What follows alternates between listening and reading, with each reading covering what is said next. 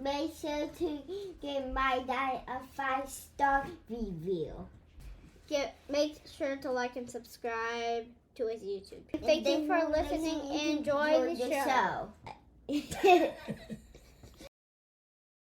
It is broadly understood as sort of every aspect of religious life. So how to pray, how to fast, belief itself is part of Sharia. It is not a set of laws. There is no Sharia book, right, that has, oh, here are all the laws that you follow. There are comparable other kinds of religious law, halakha, Catholic canon law, the sort of descriptions of specific rules that are many and multifaceted depending on the particular Islamic tradition. We would call a different word entirely, fiqh, which means Islamic jurisprudence. So I think when people talk about Sharia, they're actually talking about fiqh. Different word. Well, hey there, folks. Welcome to another episode of the Faithful Politics Podcast. My name is Josh Bertram. I'm the faithful host here on Faithful Politics, where we figure out all sorts of stuff that's going on and talk about all sorts of stuff that's going on in this world and politics and religion in America. And of course, I'm joined by our political host, Will Wright.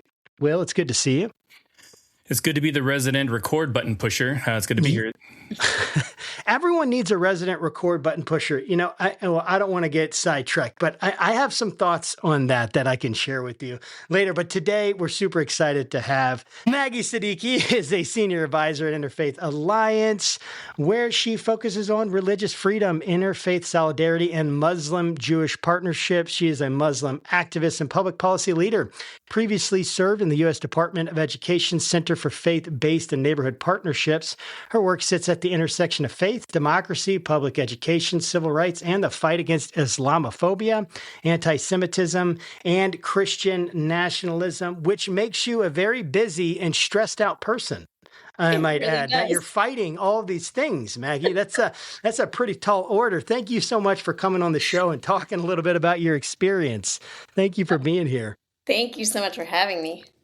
Absolutely. And, you know, part of your bio that I didn't mention, though, that I'll just let our listeners hear from you, is you have an interesting story in terms of a conversion story and where you started and where you've ended up. So could you help our audience understand who is Maggie Siddiqi and how did you grow up Maggie Siddiqi? And if not, how did you become Maggie Siddiqi?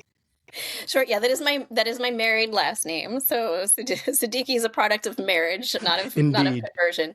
But yeah, I grew up Baptist. I grew up actually come from a long line of Baptist clergy. My grandparents were Baptist missionaries in Chile, which is where my dad grew up and met my mom. They moved to the United States when he started college. And yeah, very politically progressive family, very committed Baptists. And so I was very much on that path myself to becoming clergy or being involved in religion professionally in some way when I felt like I needed to learn more about Islam and picked up a Quran from the local library and felt like it was God's voice. The best way I could describe it is if, you know, in the olden days, pre-email, and you got a letter from a friend, before you even got to the signature at the end, like you knew who that friend was, like you knew it was from them. That's how it felt for me reading the Quran. Like this was another message from God. The voice was just so similar, and it really threw me for a loop. I was a freshman in college and, you know, committed Baptist, and you know, in some ways it's because of those Baptist roots, that sense of this soul freedom and freedom of conscience. I felt like my soul had chosen another religion for me, and now my mind and body had to figure out what the heck to do with that. So it was very much by accident that I ended up converting to Islam. It is absolutely my home and where I am happiest to this day. But it is, you know, my Baptist roots are also still very, very dear to me. That is such an interesting story. There's so many different adjectives that I could probably use, all good ones. And but I have so many questions about this, right? Because most of the conversion stories I heard growing up were all Muslim to Christian, you know, and that was probably intentional, or it was Christian and Muslim, but that was meant to incite fear and to incite like, hey, we need to do something about this. Christians need to do something about this because Islam is taking over the world and Islam is taking over our country. And once Islam comes in and takes over the country, that's when things get bad. Essentially, that was the message that I either heard directly or heard indirectly and absorbed through osmosis of my context. And then hearing this, it's striking to me. It's challenging to me. And I got to ask, when you were digging into this, what was this process like? I can imagine that it was a very painful process as well, as obviously you had some joy in it, right? Things that you found fulfillment, felt like you found a home, I heard you say. That is like just so striking to me. What was that process like internally? And even with your family and friends and everyone, like what was that like as a social experience to move from converting to being Christian to converting to Islam in a country that is majority Christian in many of its ways? What was that like for you? Sure. Yeah. I mean, I think there were a number of cultural, social, familial challenges along the way. First of all, the majority of Muslims in America do have a recent story of immigration. It's the most ethnically diverse religious community in the country, so there's no real shared culture. There's a sense of what does it mean to be an American Muslim that looks lots and lots of different ways.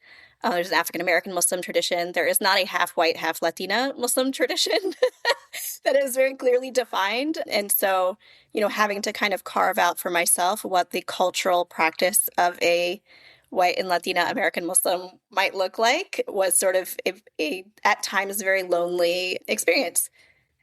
So yeah, that was somewhat challenging. My family, so much credit to them. I don't know if they thought it was a phase and at some point realized it wasn't, but they were very accepting along the way of the journey that I had chosen. And at my wedding, actually, years later, my dad said, essentially what I shared at the top, which is because of this notion of soul freedom, he learned in seminary that if any Baptist tells another what to believe, he ceases to become a Baptist.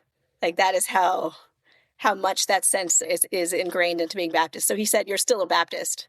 Of course, I wish he had not said this in front of all of my Muslim in-laws, who I think did not quite understand what he meant by me still being a Baptist. But they've been very accepting and very embracing. And I'm so, so fortunate to not have had the kinds of challenges that many others with conversion stories do, no matter what religion they change to or from. I love that. And it's interesting because I came to the faith much later in life. I'm a Christian, came to the faith in 2008 and was almost like I entered into this entirely new world with all of its own, practices and customs. Although, I mean, we're American Christians, right? So it's like, it just means go to church on Sunday. But like, there were so many things I did not know. And we attended a small church at the time. And I'm also musically inclined. So the pastor, knowing I just converted, asked if I wanted to be part of the worship team to play guitar. My wife, who was a worship leader at the time, was picking up the song. So I remember like asking if we could play the song Hallelujah. like that song that's on, because I didn't know. I'm like, they say hallelujah in it, right? Like, so that has to be something you can play at church, right? And my wife looks at me, who's a PK also. She's like, no, we're not doing hallelujah, So I'm curious, like, were there like moments like that kind of in your conversion where you're like, whoa, like there's a lot here and I have a lot of like learning to do. So I'd love to just kind of hear just sort of like that evolution of like, how did you learn to become a Muslim? Oh, that was complicated. Yeah. I mean, I was very fortunate we had a Muslim chaplain at my college. So somebody I could ask all of my many, many, many questions for hours each week. And he insists, though I didn't remember this as clearly, he insisted to me that I just remain Christian. Why the heck do I want to convert to this religion? But I was not interested in his opinion on that matter at the end of the day. Yeah, there were certain things. I think, for example, I grew up with a very specific sense of physical dress, right? And what that meant, your outward appearance. So this notion of modesty, of covering your hair, I didn't do that initially for many, many years, did not understand how outward modesty could relate to inward modesty in any way. That is something that I have since come to kind of adopt for myself, but initially was not at all part of my practice of Islam. I saw the hijab as very much a cultural manifestation of the religion, but many religions, as we all know, have a mandate to cover one's head. There is an encouragement to cover one's head for both men and women in Islam. And I can't even put it into words, but one day I had this kind of spiritual experience and I just wanted to cover my head. I just had this urge and I said, I get it, right? But that initially for me was like, I don't know why how you dress matters to your faith. Like I didn't really get it. And so that may be one of the steepest learning curves, but one that I came to embrace for myself. Yeah, I can imagine that would be a challenging thing. And then to work through that when you don't understand it, you don't just want to do it because everyone's telling you should do it, but you don't really see the purpose, or there's not something within that, feels like this is right, or senses that this is the right thing for you to do. And yet sounds like there's a moment of clarity for you that clicked. And yeah, do you mind if I ask you about that a little bit, the moment of clarity? Sure. So I'm thinking about, I've had moments of clarity in my life, right? Where I felt like the Lord was speaking to me very, very clearly, where God was speaking to me to come plant the church that I planted in Richmond, Virginia. That was one very clear, it seemed to me, at least, and a lot of confirmation around. I've had many times where I felt like God was speaking to me. And even in very precise words sometimes. For instance, I've had times where I even wrote down in journals something God was since he was saying it actually came true, even about a student loan that we had, that my wife and I had given away some money before he came and planted the church, and we were going to use it to pay the student loan. But I felt like God told me, hey, you do this and I'll pay off the student loan. Like literally that was the thing. I wrote it in my journal, and then 4 or 5 months later it happened. And I'm looking at this and I'm like, I see these connections between, hey, this is, and all of this kind of confirms my faith, right? And then I hear you talk about how you have these experiences, this spiritual experience, almost like a knowing. It wasn't even like a thinking and like a moving to or a processing to get to some conclusion. It was a knowing. And I would just love to hear your thoughts on how do you suss that out as a Muslim in America with so many Christians, so many people talk about hearing from God, God's word. And of course, the Islam and the Quran and the Bible have many similarities, and even many similarities in how the way Muslims think about the Quran is very similar to the way Christians think about the Bible in many ways, or at least probably more so at other times and even places in Christianity, depending on where you go. But I guess I'm wondering how do you work through that, and what is that experience like of hearing God's voice? Is it that you're hearing God's voice? Is it more of a feeling? Is it more of a knowing? How did you work through that? Even transitioning, did God's voice sound similar to you when you're Christian versus when you're Muslim? Did you not hear? I know I'm asking you a ton of questions, but really I'm just trying to get around what was this experience like, and how do you compare to kind of maybe what you hear me say about my experience? And I don't know, I just want to dig into that a little bit more, because I think that there's a lot of times where we're like, hey, I had this experience and this proves to me that what I believe is true. Mm-hmm. And then you hear someone else who has a similar experience and they believe in something different. And so it starts making you think, huh? And I guess I'm wondering, how have you worked through that in your own life, even from the opposite angle of Islam? Does that question make sense? I can rephrase no, it does. I mean, I think I would describe it as there have been times when I have felt that sense of knowing for sure. In Islam, we think of it as, seeing God's signs also. in different ways. So I absolutely have, we have this idea in Islam that if you give money in charity, that you get it back tenfold. And there are spiritual ways we get it back tenfold, but sometimes we literally get it back tenfold. And I've had that happen to me so many times at this point, giving an extremely painful $1,000 in charity when I didn't feel like I had that to give, and then getting a $10,000 scholarship the next day, like just very clear, like 1 to 10 ratios. But then there have been, these sort of moments of just kind of knowing, right? Seeing a sign and just knowing, right, that that's a sign from God. That's just not just a thing, but that's an actual sign. Yeah, it's kind of hard to describe, but I will say I don't feel like my relationship with God is different being Christian versus being Muslim. To me, those particular religious traditions were different ways that I sought to deepen my relationship with God. I was obsessed with religion as a small child. I talked about religion all day on the playground, asked people what their religions were, asked them about their favorite Bible stories. Because I was Baptist, I was baptized as a baby. I chose to be baptized at 11, which is, it can be a little bit young compared to some others, but I said I wanted to dip into a Christian life, and the pastor said, "You're ready." And, so for me, this was just another way to become closer to God.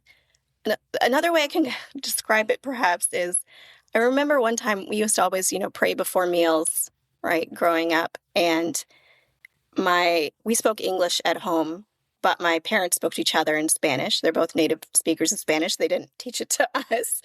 And so one day I asked my mother, why is it that when we pray and it's your turn to lead, you always speak in Spanish, even though two of us don't know what you're saying? And she paused for a moment and she said, Spanish is the language that I met God in. So we keep talking in that language. And in some ways it's like, yeah, I met God as a Christian. At some point, maybe my language changed, but the relationship was still there, right? And in some ways, like there's just this continuity throughout my life that has not. God is still God.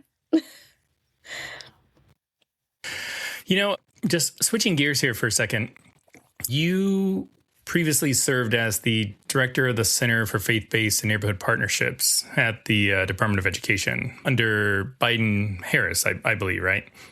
And I recently just read the 565-page report by the Anti-Christian Bias Task Force. Technically, it's like 200 pages. It's like 300 pages of like addendums or whatnot. But all that to say is that there's an accusation that Biden was going after Christians in a systemic like way. As a person on the inside, I'd love for you to just kind of give us a little bit of context on exactly like what it is that you did kind of in your role, and maybe just a little bit more about like what was sort of like their approach to, religious pluralism and maybe even the needs of Christians. Sure. So I'll start with, my role was every sort of Center for Faith-Based and Neighborhood Partnership at different agencies is designed a little bit differently. My role was designed as both outreach to faith-based and other community-based organizations and as the senior advisor on issues of religious freedom. And when the White House initiated its work on antisemitism and Islamophobia, that was also assigned to me under that banner of religious freedom. So I advised the secretary on those issues, worked to help with other outreach efforts specifically to those communities. And I have to say there are absolutely no merits to the idea that there was any widespread anti-Christian bias under the Biden administration. The Secretary of Education himself was a deeply, deeply committed Christian. We had lots of conversations about faith. The head of the White House Office of Faith-Based and Neighborhood Partnerships is a Christian. The President of the United States was a Christian. The Vice President was a Christian. All of them deeply committed to and outspoken about their faiths.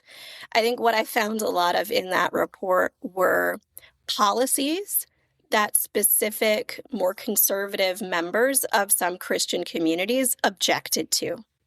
And they saw their objecting to certain policies as somehow evidence of discrimination against them. We are always going to have discrimination about policy concerns, right? Always across the political spectrum, between different religious communities. I don't think that there's any way that you could say this discriminates specifically against Christians. I don't even think you could say that, you know, I don't even know that a majority of Christians would object to the policies that they objected to. So like to even make that kind of correlation would even be false. So that report was, I heard one person, I think it was Jim Simpson at Georgetown, call it advocacy dressed up as investigation. And I thought that was a really good description. Yeah, I understand. You know, you want to make sure that you're taking any instance of any kind of religious persecution or religious prejudice that's right, unethical or illegal or unconstitutional. Right, we want to take all that seriously.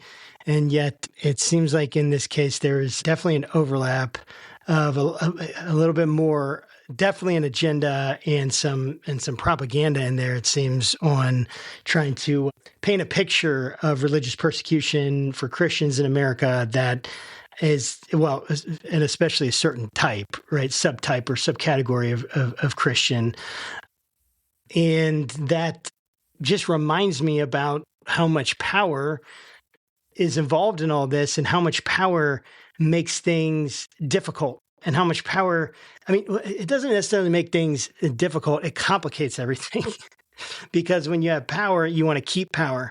And when you have power, you try to do things that keep yourself in power for your constituents or to get the votes or whatever. And it's like politics is power and everyone's trying to get power. And it seems like they're not really considering where other people are or how to listen to other people or how to understand other people. And power is at the center of, I think, a lot of people's fears. When I'm thinking about Christians, their fears of Islam or the fears of some kind of Muslim takeover. I hear this in my conservative circles a lot, or Sharia law.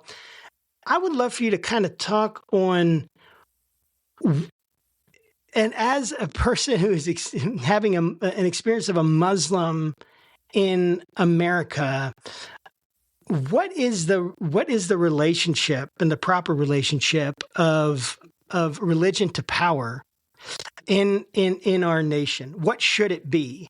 In any religion, where do you see where religious freedom is working at its most optimal? In its most optimal way? What would you say is where we should be in terms and how we should think in terms of religious freedom and especially our group's relationship to power? Ooh, relationship to power. I think by that you mean sort of our participation in politics, like political power? For sure, yes. Okay. For sure, political power, yes.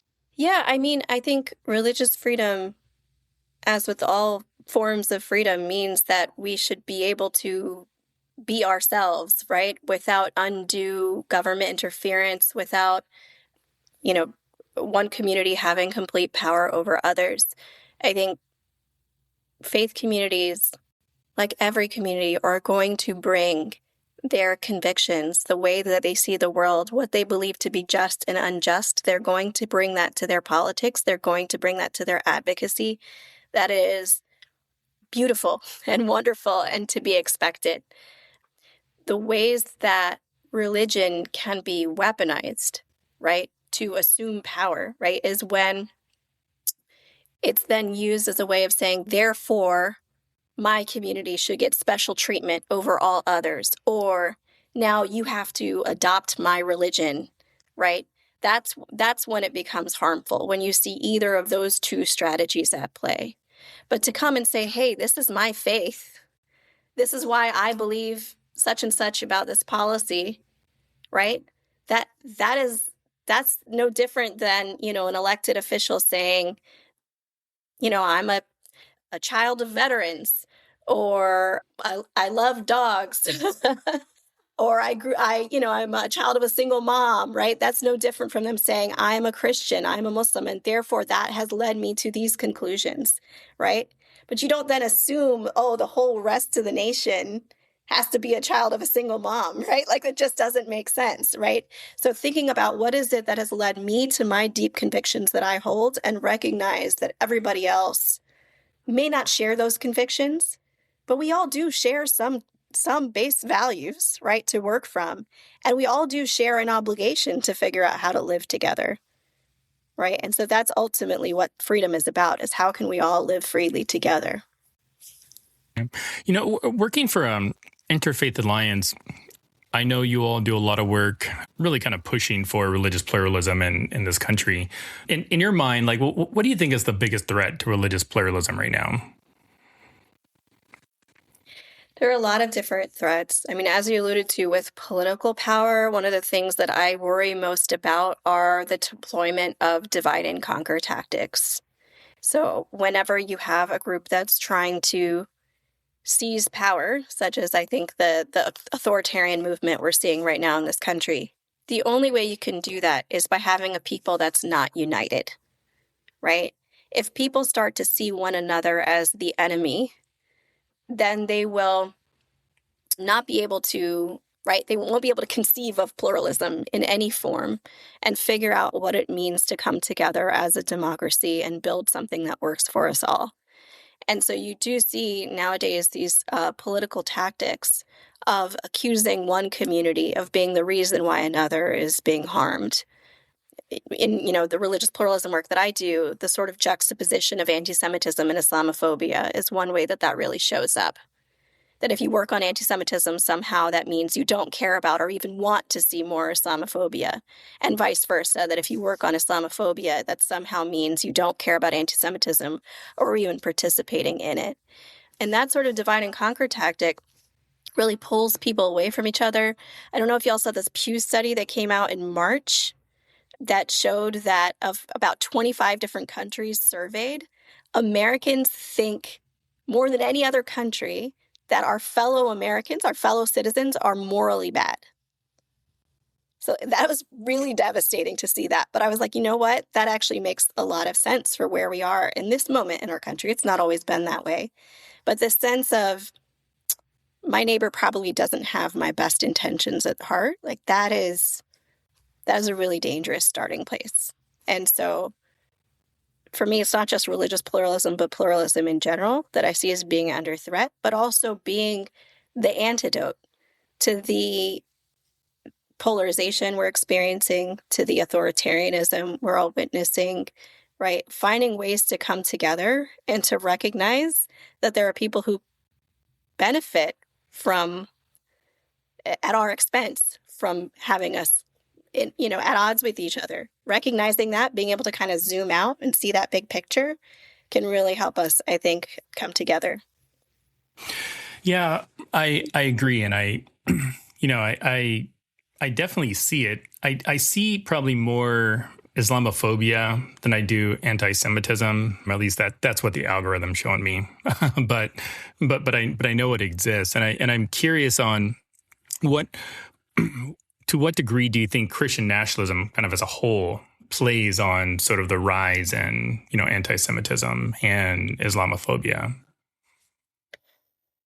think it's all deeply intertwined.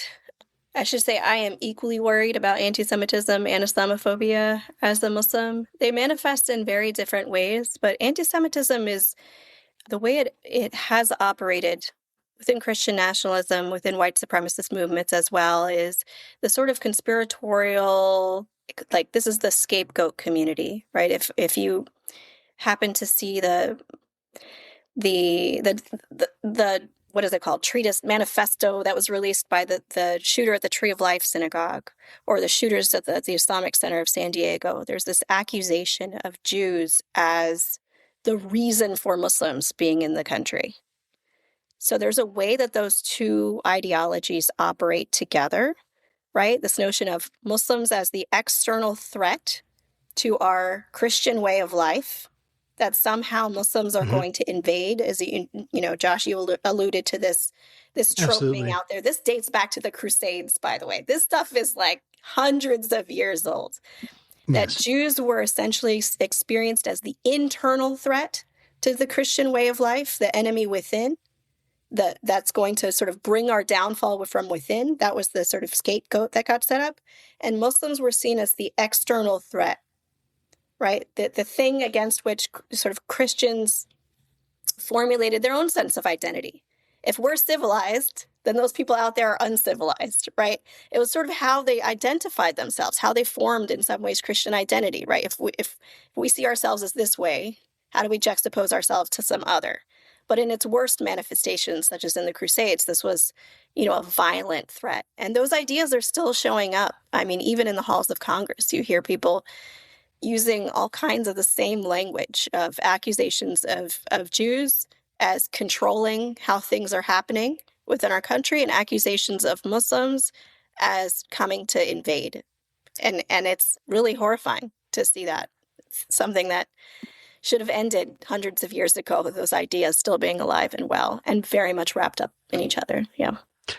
Yeah, they really are. And, you wonder what the bottom of it is. Like when we get to the bottom of it, it's definitely fear. It's definitely the fear of the unknown. And I think it's the fear of, hey, it's all good if you guys are here, we'll let you be here, you guys. Like, and I'm speaking I'm kind of abstracting myself up to think through the persona of someone who would have this attitude, right, of Islamophobia.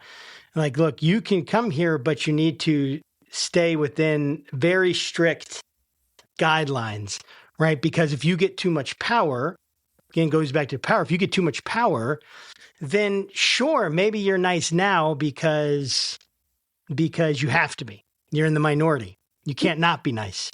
If you're not nice, the majority will crush you, right? That's how people, if I go to a Muslim country, majority Muslim country, I'm not likely going to go there speaking badly about the Quran, speaking badly about Allah, speaking badly about Muhammad. I'm not going to go there to say all these things. Why? Because the majority is not that I would do that here necessarily, right? But even if I wanted to be honest about something, or even if I wanted to criticize it, I would be much more reticent to do that if I was in a Muslim country than I was in America.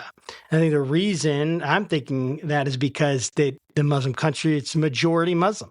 And the majority makes the rules and laws and all that kind of stuff. And what that kind of public opinion typically wins out.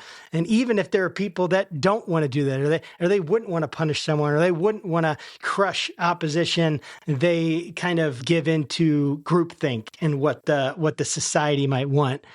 And so you have this, again, coming back to power and people's fear. And one of the places that this shows up, right, is in schools.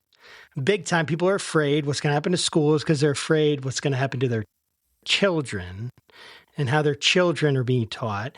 And it's the same thing. I think that same fear that's like screaming about Sharia law and an evangelical Christian would be the same fear that might be screaming about a secularism or LGBTQ agenda or something like that within the school system.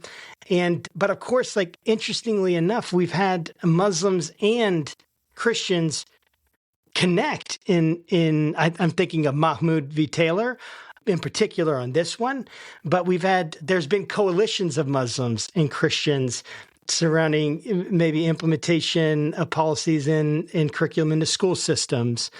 And I just would love to hear, from your experience as a Muslim and working with Muslims who are in the American school system, dealing with the issues of power in that, who gets to decide what we learn, how we learn it, all that kind of stuff. What do you think evangelical Christians or Christians in general should know? What do you want them to know? The guy I was being the persona, what do you want him to know about Muslims, about Islam, and in particular in the school system? What is this like? What is this like for Muslim kids, for Muslim families? And what would you want Christians to know about that experience? Okay, so we we touched on so many different topics there. So I want to start. I know. No, you're good. From the beginning, I think. First of all, I think what most people don't realize is a lot of the Muslims that live here in America also couldn't talk about Islam or practice Islam the way that they do here in many Muslim majority countries around the world, right? Really? So a lot of them, maybe here because they're fleeing religious persecution of, along sectarian lines, or, simply there are no sort of akin to First Amendment rights there in the way that there are here. So I think that's important to remember, number one. But second is, part of the reason why religious pluralism and religious freedom in this country works is because it should work no matter who is in the majority, right? I think Muslims would have a very long way to go to get anywhere near the majority. We're probably 1 or 2% of the whole American population right now. But, yes, the idea behind it, right, is that if we ensure everyone has rights and that no one is imposing their religion on another, and that everyone can, freely exercise their rights, then it shouldn't matter in any given community, let alone the nation as a whole, who is in the majority of the population. So that fear, in a way, it makes me kind of question, is that person interested in imposing their religion on everyone else and then thinks everyone else shares that same impulse, right, and could maybe work toward policies that would ensure that they themselves can't impose their religion and that nobody else in the majority could do that either. When it comes to the public school system, what was really exciting, I think, about my role at the time at the U.S. Department of Education was not only talking about the many, many religious freedom rights that we currently have. I think a lot of people have no idea, by the way, how much religious expression in public schools is constitutionally protected. A lot of people think, religion's been banned from public schools. We have to fight to get religion back in public schools. No, religion is very much allowed and is present in public schools. There are some people who think the opposite, by the way, that religion should be banned from public schools, but is everywhere, right? No. So there are some really clear constitutional protections and guidelines, right? So school officials are government officials, they're government employees, so they cannot, mandate religion for students. But there are all kinds of student-led activities that are possible, where students will organize prayer on their own, and the school can help facilitate a room for them to engage in prayer, where they can find different ways to celebrate holidays. I've seen school systems where they actually set up cultural and religious holiday observances where students can share for 3 minutes during the homeroom, right, a video from home about a holiday. It could be a secular cultural holiday, right, a national holiday, could be a religious holiday, but just here's what our school community is doing this week, right? That's completely constitutionally protected, right? It's not proselytizing. It's just saying, this is what I'm doing in my home. Now you've learned something about me. That's called religious literacy. So one of the things that was exciting at the U.S. Department of Education was not only to do all that education about what the constitutional protections already are, but also help people imagine what is an inclusive learning environment where no matter your background, no matter your religion, your sexual orientation, your gender identity, what does it look like for every student to be able to feel free to be themselves in the classroom, and for everybody to be able to welcome them in the school community, right? And that can be a complicated question at times. But when you got down to it and you talked about what are policies that work for each student and what are policies that work for every student, it would start to click for people, right? I'm very much on the opposite side of the Mahmoud v. Taylor conversation that you raised there, because I really do believe that there's an importance to being exposed to the diversity in our school communities, to ensuring that students have access to books about a variety of communities and actively, right, families can decide for themselves sort of the religious, political, and cultural boundaries around what they deem to be appropriate and inappropriate.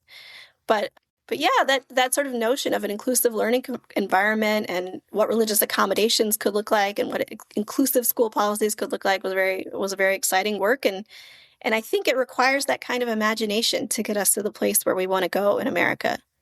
What could things look like? Not just what are we afraid of, but what do we want the school to look like? What do we want every student's experience to feel like when they go to school? I think that's a great question. Yeah, it really is. And I'm a big advocate of, having kids be exposed to all kinds of like just new experiences, new what have you. I mean, like obviously for the podcast, I mean, those that watch know that Josh is the conservative like host and I'm the progressive one. So it's like, I'm all for like, you know, drag queen story hour. Like, like I live in a very Trumpy part of Virginia. So like our local library will never host one. but like, I really do think that's important for kids to just be aware of, because like, these are people that they may run into, you know, and I don't want it to be very like weird, because here's a funny story. So my wife's white. And for those that are listening and watching, I'm black. So my son, he came home from school one day and he was like, he heard about some other person's dad being in the army. And it's a white friend of his. And he asked me as sincerely as he could. He's like, I didn't know white people could be in the army, because I knew that you were in the army and you're black. I didn't know that white people could be. And I'm like, no, anybody can be in the army, you know? And but that's because like he only had one frame of reference, right? He only had one person he knew that was in the army. So that's what colored his entire worldview. That wasn't my question. My question was actually about Interfaith Alliance and the work that you all do there. We didn't really get into it much at the top, but I figured, you know, I think it's really important for our audience to just better understand. Well, what all do you guys do at Interfaith Alliance? And right now is serving as a pro-democracy organization led by people of diverse religious and non-religious backgrounds. Religious freedom, we believe, is central to how our democracy works. And so that plays a central role in how we conceive of the work around promoting democracy. But yes, a lot of it has to do with countering the very same weaponization of religion that we see right now in authoritarian movements. Yeah, that makes sense to me. And I'm very disturbed by the authoritarian tendencies that I'm seeing around the world, not only in America, worldwide. And, you know, could you talk about Sharia law a little bit? I just know a little bit, like, you know, small topic, but I just know that, right, one of the things I'm hearing, because part of what I'm wanting to do, Maggie, right, is I'm trying to take, one, I have Muslim friends that I love very dearly. And although I think I'm right, I don't think I would believe what I do if I didn't think I was right, right? And obviously there's a sense in which I have a choice there. And there's a sense in which, like you said, your soul kind of seems like it's going in a direction sometimes, and you're kind of following. It's weird the way that works.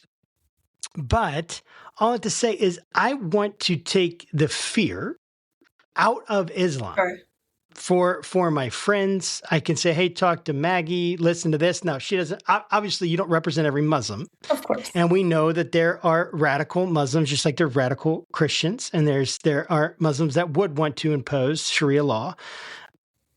My question, though, is help us understand, you know, in the 10 minutes we have left, everything about Sharia law. No, just help us understand it from your perspective, like, what is it? Is it something to be feared? Is it something that you imagine will happen in America? The things that people are saying that are causing fear.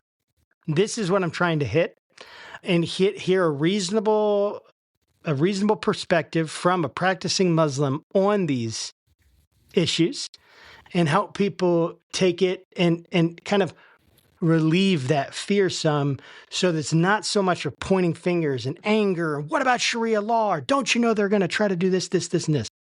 Because that's literally what I hear in conversations when I talk to people. I've literally said, well, I have Muslim friends that I love, and I wouldn't, you know, let's just take a step back. And they're offended by that. I'm woke, and I'm basically, you know, a spy for Islam, trying to make it, you know, take over America at that point. So I'm trying to kind of help bring the temperature on the conversation and bring some perspective. I appreciate the question.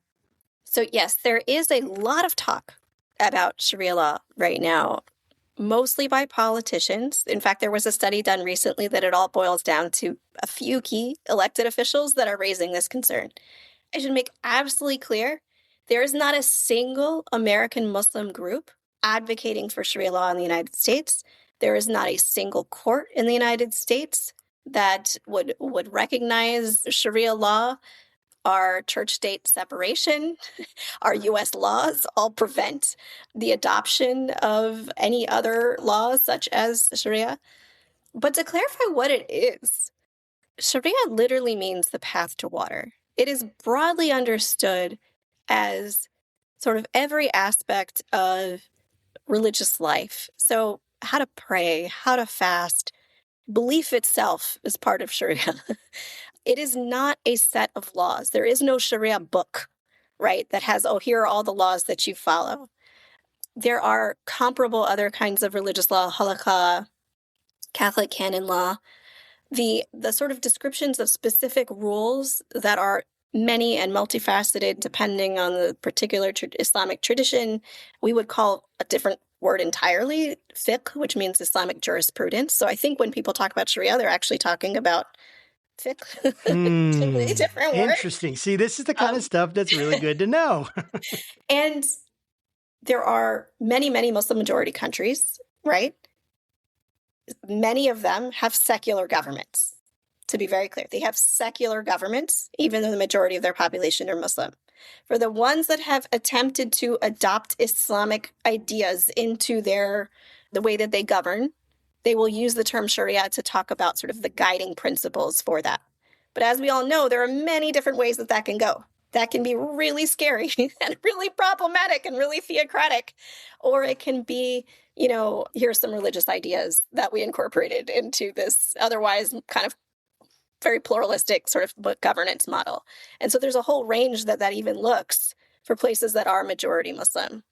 When you say you want to ban Sharia in the US, to the average American Muslim, it sort of means nothing on paper, right? Because there is an idea within the Sharia that you follow the laws of the land you're in. It means nothing concretely. Nobody is advocating for it, like I said. So it doesn't really change anything on paper. What it does really do is harm us in terms of putting a target on us, suggesting that we are the danger, right? Suggesting that we're trying to do something harmful. And saying that you should ban something that includes a testament of faith, right? To say you want to ban our whole sort of religious values, essentially. Like I said, we are protected by the First Amendment as well, right? So that's like a Catholic saying you can't do Catholic, like canon law, like banning canon. Okay, that's right. It's similar. I mean, nothing is exactly the same. I understand. It's not. It's very similar to say, you can't follow canon law, right? Obviously, there's no way to impose that really because of religious freedom, which we're very grateful for. But really what the harm is creating this conspiratorial idea. Nobody has been talking about Sharia as a problem for several years now, right? The last time was, again, around a key election cycle, right? Right around the 2015, 2016, we saw a lot of talk about Sharia. Sharia was going to take over then. We saw lots of laws passed, lots of laws that were introduced that weren't passed to ban Sharia. And then all of a sudden it went away because the political scapegoating of American Muslims was not needed for a few years. And then they said, let's dust that Sharia conspiracy theory off the shelf and let's reintroduce it. And so we're just seeing this wave that I really thought was gone 10 years ago coming right back again. And it's very saddening, and it leads to violence. Like we saw in San Diego, Senator Ted Cruz had a hearing scheduled to talk about the threat of Sharia the same week as the Islamic Center of San Diego's, the shooting that happened there. And he canceled or he postponed the hearing after that shooting happened, which I am very grateful for, but also really proves that he knows there is no real threat. He was just trying to fearmonger for political reasons against this vulnerable community in this moment. And I hope he never reschedules it. Yeah. So this is my last question.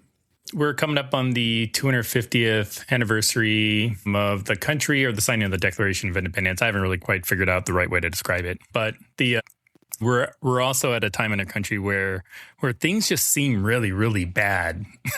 There's like a convergence of issues that are going to hit So I'm going to ask you an impossible question. And that question is like, what is it that gives you hope during this moment?